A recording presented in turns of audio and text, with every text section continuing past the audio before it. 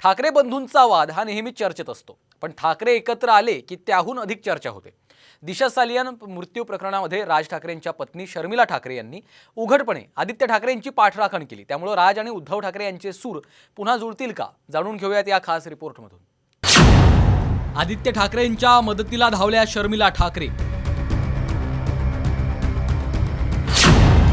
दिशा सालियान प्रकरणी शर्मिला ठाकरेंकडून आदित्य ठाकरेंची पाठराखण।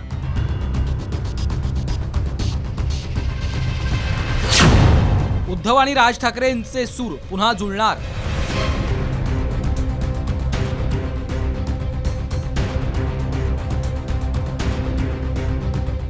दिशा सालियानच्या मृत्यू प्रकरणाची चौकशी करण्यासाठी SIT नेमण्यात आली आहे। त्यामुळे आदित्य ठाकरेंची कोंडी होणार असल्याचं बोललं जातंय। आता राज ठाकरेंच्या पत्नी शर्मिला ठाकरे यांनी पुतण्या आदित्यची पहिल्यांदाच उघडपणे पाठराखण केली आहे। आदित्य ठाकरे यांच्या विरोधामध्ये SIP लावलेली आहे चौकशीची, कसं पाहता एकंदर तुमचं घरचं पण नातं आहे? मला असं वाटत नाही की आदित्य असं काही करेल, त्यामुळे चौकशा काही लावू शकतात। आम्ही पण ह्याच्यातनं खूप गेलोय। SITच्या स्थापनेसाठी विरोधकांनी जोरदार फिल्डिंग लावली होती। नितेश राणेंनी आदित्य ठाकरेंच्या चौकशी दरम्यान त्यांनाही बोलावण्याचा आग्रह धरला, तर आदित्य ठाकरेंनी डर अच्छा है म्हणत विरोधकांना प्रत्युत्तर दिलं होतं। खरा खुनी आहे जो काल विधानसभेच्या परिसरामध्ये दिसलेला, मी ऐकलं वडिलांबरोबर इथे फिरत होता।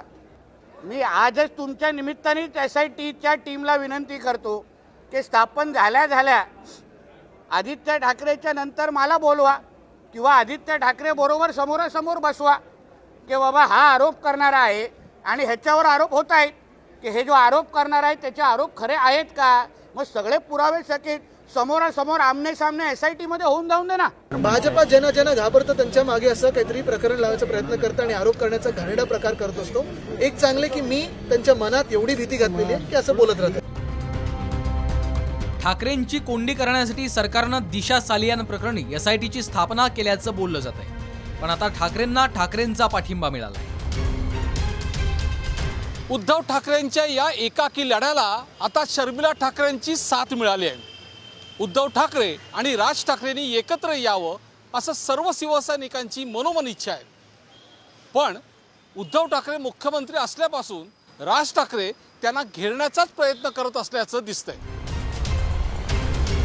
राजकीय हेवेदाव्यांमुळे दोघांमध्ये अनेकदा कडवटपणा आला, पण कुटुंबावर संकट आल्यावर दोघांमधली एकी यापूर्वी देखील अनेकदा पाहायला मिळाली।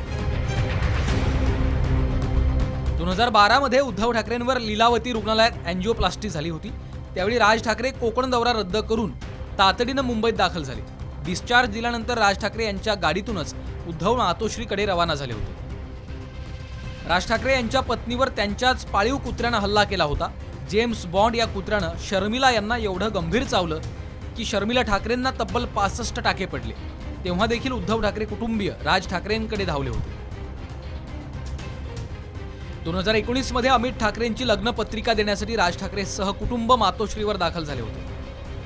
2019 मध्येच उद्धव ठाकरेंच्या शपथविधी सोहळ्यालाही राज ठाकरेंनी हजेरी लावली होती। बाळासाहेबांच्या निधनानंतर राज आणि उद्धव एकत्र येतील अशा चर्चा होत्या, पण शिवसेना मनसे युतीचा योग जुळून आलाच नाही। आता आदित्य ठाकरेंच्या निमित्ताने ठाकरे बंधूंमधला जिव्हाळा पुन्हा एकदा चर्चेचा विषय ठरलाय।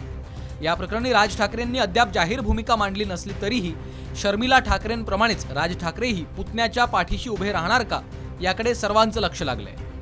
नितीन खरातसह विनय म्हात्रे, साम TV न्यूज, मुंबई।